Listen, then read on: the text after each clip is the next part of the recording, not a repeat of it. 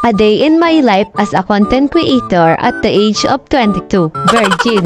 So sa mga araw na ito, tayo ay naglilinis ng pot kasi nalalapit na ang palaro sa aming barangay.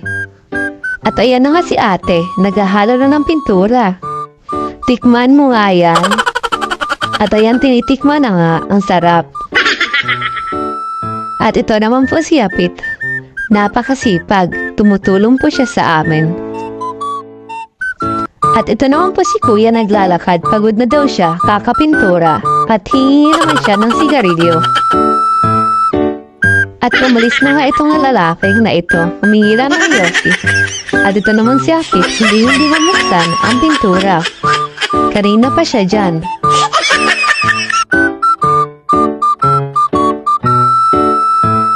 At habang binubuksan ni Yapit ang pintura, ito naman si Kuya na pupunpun ng palay. Kasi hapon na. At habang napupunpun ng palay si Kuya, kaming tatlo naman ay naandun sa kabila. At nagpapalitada. Ayan, nabuksan na ni Yapit ang pintura. At ito naman ang aming mga iski kagawad, puro lang paganda, nagpapaganda dito sa mga lalaking nakaupo. At ito namang iski kagawad ko, puro na lang cellphone, pagod na daw siya kakapintura.